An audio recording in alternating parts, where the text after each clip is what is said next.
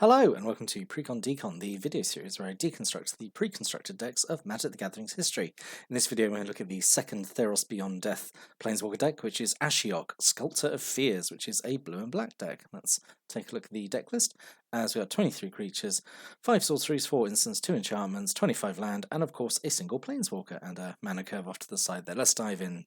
Really excited to talk about this deck actually, but just because it does something a little bit different, and the strategy behind it is quite exciting. Is the right word? Yeah, I think it's cool. So let's take a look at it. So, Ashiok, Sculptor of Fears. So 4 a blue and a black for 4 loyalty Planeswalker, which is not wonderful. But the abilities, I think, are all pretty good. So, their +2 is draw a card, and then each player puts the top 2 cards of their library into their graveyard. So a big focus of the deck is milling, and then using stuff in your graveyard as an extra resource. It actually gives me a lot of nostalgic vibes for like the decks like way back in like Odyssey block, like with Threshold, because yeah, those decks obviously had a lot of cards that cared about how many cards were in your graveyard or had flashbacks. So yeah, this deck has got a lot of that going on. So this +2 ability giving letting you and your opponent both mill 2 gives you fuel and potentially takes away some of their options. Ashiok's -5. -5 is like really big actually for like the second ability. Put target creature card from a graveyard onto the battlefield under your control. There's a lot of mill effects in the deck, so this works, either on your stuff or your opponent's stuff. Like if you mill one of your good things, or you make them want to mill one of their good things, you can potentially get it back, which is pretty good. And then the big -11, gain control of all creatures target opponent controls, which is obviously usually like a big sort of game-ending ability. I think bouncing between the +2 and the -5 are actually going to be more beneficial than working towards the -11. I mean, obviously the -11 is really good, but it's going to take a really long time to get there. With 4 starting loyalty and only having like a +2, that would take like a lot of turns to get there. So yeah, I think bouncing between drawing and milling 2, and then also reanimating something, I think that's going to work out better. But yeah, I think Ashiok's pretty cool. Right, signature cards. So 2 Ashiok's Forerunner, 3 a blue and a black for a 3/3 flash. When it enters the battlefield, search your library or graveyard for Ashiok, blah blah blah, usual thing. So it's on the rare case where the search spell is at instant speed, and it is a creature that's nice. So it's at instant speed, and it does add to the board, which is okay. It's pretty good. I mean, if you're gonna, this is one of the more interesting like creatures that is a tutor for the Planeswalker, so it's okay. Obviously it's in 2 colors, which is like not amazing, but I mean you're gonna have to have 2 colors to play Ashiok anyway, and again, it's costed, so like you would drop this and then potentially next turn play Ashiok. So yeah, Ashiok's Forerunner is okay. Right, and then we have 3 Swimmer and Nightmares, which is like Ashiok's buddy card, I suppose. So 2 in a blue for a 1/4. It gets +3/+0 as long as there are 10 or more cards in a single graveyard, which I don't think is difficult to do in this deck. I say there's a lot of milling effects, and then it can't be blocked as long as you control an Ashiok Planeswalker. So what I like about this is that it does have like these 2 kind of separate abilities. Like its second ability obviously requires you to have Ashiok out, so it can't be blocked. But at least if you never get Ashiok out and you do manage to do a lot of mill, then it can be like a 4/4 for only 3 mana, which is obviously pretty good in blue. But obviously it still requires a bit of work to get there. Otherwise, you're paying 3 mana just for a 1/4, which is obviously not great. So again, like the Sunlit Hoplite in the Elspeth deck, where it was at common and it was fairly cheap, and it was basically okay, I think, as a buddy. This is also okay, I think, because at least it does, it's sort of okay without the Planeswalker like synergy as well, I suppose. It's still maybe a little disappointing. There are probably better cards it could have been, but like in terms of buddies, I think this is okay. It's it's kind of ironic we're getting to the point now where these buddy cards are sort of starting to become okay, just as we're sort of coming to the end of doing Planeswalker decks. And then we have 4 Mindrack Harpy, 3 in a black for a 3/2 flyer. So decent sized creature in the air. At the beginning of combat on your turn, every player mills 3. Which is, so if you get multiple of these out, that's a whole lot of mill, and like it is potentially one of the very few decks we've looked at in this entire series where like you could potentially mill out your opponent. Because I think there's enough tools to it. If you just leave this and it just keeps milling away, it's not impossible. But obviously, it's more here to like fuel the the cards in the deck which care about how many cards you've got in your graveyard. So yeah, also nice. It's I know it's the common of the deck, but it's like a full play set of them, and it's never a bad thing to have a full play set of decently sized flying creatures. Right, so the other rare in the deck, and also I didn't pick up on this when I looked in the Elspeth deck, because Elspeth's deck only had one extra rare, it had Taranika. This is the only extra rare in the deck. Like, so we've we've had a sort of a sneaky reduction in how many rares are in the deck. So like you always have the two the two copies of the rare search spell. But yeah, you normally had two other rares as well, so it's been cut down to only have one, which I think is very, very cheeky and just an unnecessary change to make. But it is what it is, I suppose. So we're not long for Planeswalker decks now, so it's not going to be like a problem for much longer. So Gravebreaker Lamia, so 4 and a black for a 4/4. It's an enchantment creature, Snake Lamia, with lifelink. So decent sized creature with lifelink.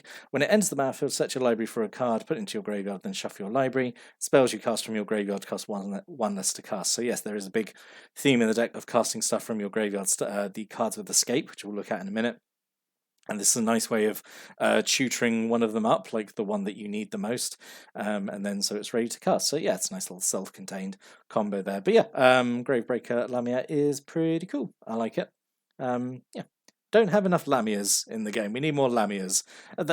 Right, slight tangent. I've not done this for a while in terms of creature type. What is the difference between Lamias and Nagas? Because both are like snake people. and Lamias are snakes. It's another one of these things where like lots of different creature types for like not really much benefit, I suppose. Anyway, bit of a rant there. So we also have Timoret, Chosen from Death. So double black for a 2/X. Toughness equal to your devotion to black, which is, so he'll be at least a 2/2. He's got an ability, 1 in black, exile up to 2 target cards from graveyards, so it doesn't have to be just yours or just your opponent's. You can do a combination of the two. You gain 1 life for each creature card exiled this way. This ability is kind of, I don't know what to think about it. It's not great in this ability because you really want stuff in your graveyard to pay for your escape costs. I suppose you would do this to your opponent, but then it's like such a niche ability just to like exile 2 cards from their graveyards and potentially gain some life. Ironic, if you were playing this deck against a copy of itself, it'd be pretty good. But yeah, I'm not blown away by Timoret. I think mostly in this he's just going to become a really big beefy blocker, honestly. And we've got 2 Devourer of Memory, blue and a black for a 2/1. Whenever 1 or more cards are put into your graveyard from your library, Devourer Memory gets +1/+1 to end of turn and can't be blocked this turn. And you pay 1, a blue and a black to mill 1. So it's got, again, a little self-contained combo here. That essentially just reads like 3 mana to get +1/+1 and unblockable to end of turn. Yeah, so I think it's okay. It's important to know it's like a Ajani's Pridemate, where it's not like you get the +1/+1 is not for every card mill, it's just like for every instance of milling you do. So if you do 2 lots of like mill 1, like do this ability twice, then you get the boost twice. Not like if you have just a card that like mills 2, you wouldn't get it. You get what I'm saying. But yeah, and it's cute, and it's like a fairly okay little creature. It's nice and cheap. Again, it's got an ability that's fairly easy to meet in this deck with all the mill you've got going on. So yeah, and it's got its own little self-built way of hitting its ability. So yeah, I think it's okay. Right, so now we get to I was going to say the meat of the deck. There's only 5 creatures with escape, but kind of like the cincture of the deck is these cards with escape. So we've got 2 Farrak's Spawn, so 3 in a black for a 3/4. It has this ability Escape. So its escape is basically, if you've not seen before, escape is you can play it from your graveyard for its escape cost, and it's not like flashback where like when you cast it gets exiled. If you can afford the escape cost, which not normally, it always involves exiling some cards, you can just keep doing it. So it can be really hard to like shake one of these creatures if your graveyard is pretty stacked, and a lot of creatures usually have a benefit for escaping as well. So Farrak's Spawn is normally just 4 mana for a 3/4, but if it escapes from your graveyard, which it might end up in because it might get milled there, for 5 and a black, and you exile 3 other cards, it escapes with 2 +1/+1 counters on it, so it comes in as a 4/6. No, 5/6. Do maths. And then when it enters the battlefield this way by escaping, each opponent also sacrifices a non-Gorgon creature, which is, pretty good. You get a 5/6 and like an edict effect. It's pretty strong for 6 mana. Obviously, you've got to have 6 mana and be able to exile 3 other cards. But if you can keep repeatedly doing it, it can be really like grindy way, like wear your opponent down. And also, it's a big creature that can keep swinging. So yeah, I like Farrak's Spawn. We've also got 3 Underworld charges, 2 in a black for a 3/3 that can't block, which is fine in black, I suppose, like 3 mana for a 3/3. It has an escape ability for 4 in a black and exile 3 cards. And it escapes with 2 +1/+1 counters on it, so it can come back as a 5/5, which is again nice and big and beefy. It feels like this should have haste. I think it would be way too good if it had haste. It would probably be bumped up to uncommon or maybe even rare if it also if it escaped and had haste. But yeah, this is again like one thing like perfectly good one escape creature. So yeah, like that. I've got 3 Towering Wave Mystics, 1 in a blue for a 2/1. Whenever it deals damage, type player mills that many cards, so it doesn't have to be, the opponent got hit. As it's not even combat. It's not even damage. It's not even combat damage to a player. It's any type of damage to anything. And then any player can mill. So you might want to mill your own cards. You might want to mill the opponent's cards. So yeah, it's nice. There's 3 of these in here to just get more milling off. And then 2 Elite Instructors, 2 in a blue for a 2/2 when it ends the battlefield, draw a card and then discard a card. So yeah, just ECB loot effect, which again is good just to again get something that is going to escape anyway into your graveyard ahead of time. Right, so then we got some spells with escape. So again, it's not like flashback. It's not like you escape it once and then it's gone forever. You can keep going with it as long as you can keep exiling other cards. So we've got 2 Glimpse of Freedoms, so 1 in a blue just to draw a card, instant speed, and escape for 2 in a blue and exile 5 cards, which is a huge, cost to pay, but it is potentially like repeatable card draw at instant speed, which is pretty good. If you need to draw cards, then fine. So yeah, this is okay. 3 Sleep of the Dead, which is kind of like this standard blue combat trick. 1 blue, tap creature doesn't untap during its control's next untap step, so just like freeze them down for a turn and escape for 2 in a blue and exile 3 other cards. So yep, that's fine. Nice sort of like delaying tactic. You can keep like replaying it again if you want. This is also something you'd probably want to escape anyway, I suppose.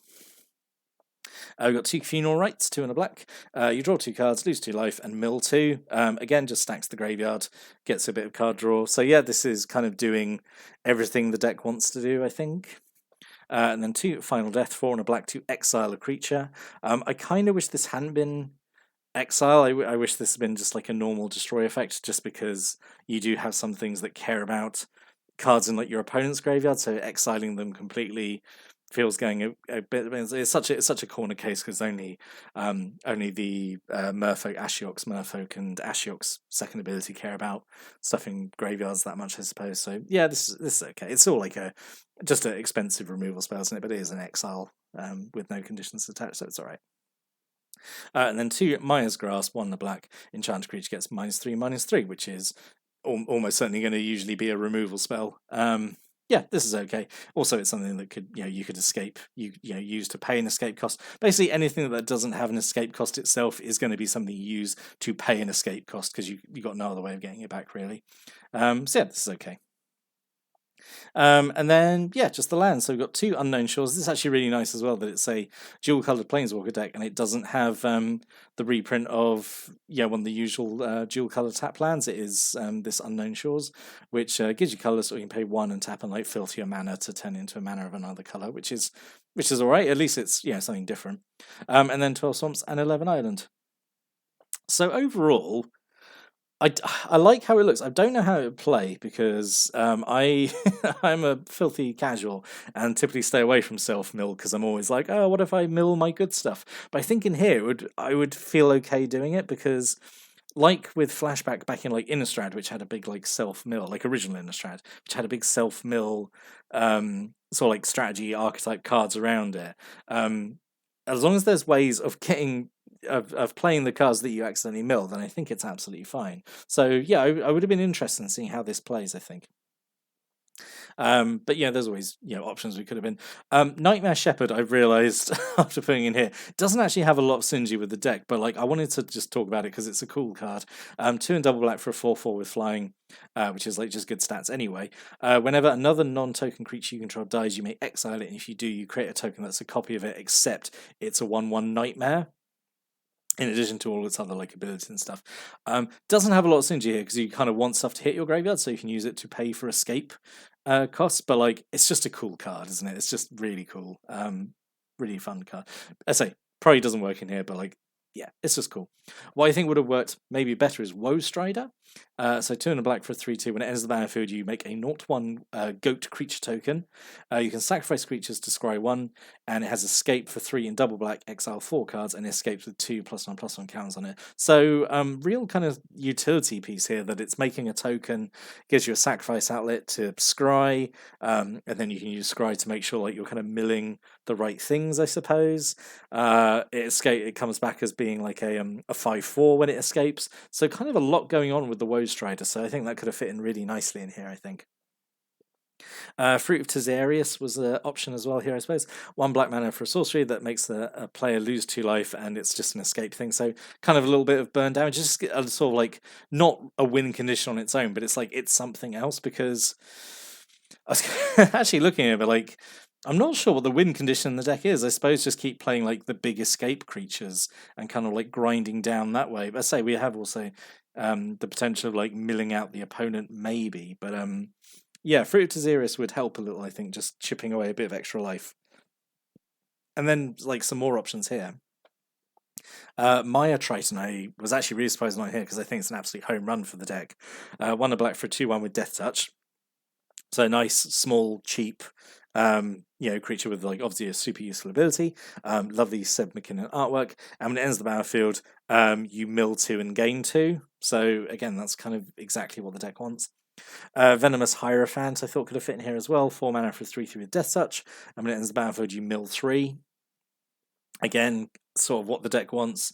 And Sweet Oblivion was an option as well. So 1 in a blue to make a player mill 4. So I really like this as utility. You can either do it on an opponent, they mill 4, or you do it on yourself to essentially give yourself 4 extra cards to play escape costs. And then it has escape as well for 3 in the blue, exile 4 cards. So that could have fit in here, I suppose, in some way. But like overall, I do think the deck is actually a lot more interesting than the Elspeth one, because it does this whole, I don't know, it feels like a lot deeper and more interesting than like a lot of the other Planeswalker decks we have looked at, just because it has this interesting self-mill strategy and casting stuff from your graveyard, whereas a lot of the Planeswalker decks we looked at so far have been very straightforward, very basic, which I suppose is fitting for like a entry-level product. But like this, I think is a push in sort of a direction of like, oh look, there's more to the game than just playing big creatures or just simple burn spells or just gaining life. There's you can do all these kind of strategies with different mechanics and keywords. I don't know. I hope you get what I mean. That I just think it's more interesting than some of the ones we've looked at. But like, I'd like to know what you think. Do you also think it's interesting? What do you think about escape as a mechanic?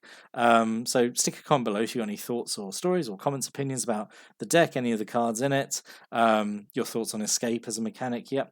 And I'll give those a read. But we're now done with Theros Beyond Death. So we actually only have 5 Planeswalker decks left, which is Core 2021. So we'll start on those in the next video. So I hope you join me for that. But until then, thanks for watching and listening, and have a great day.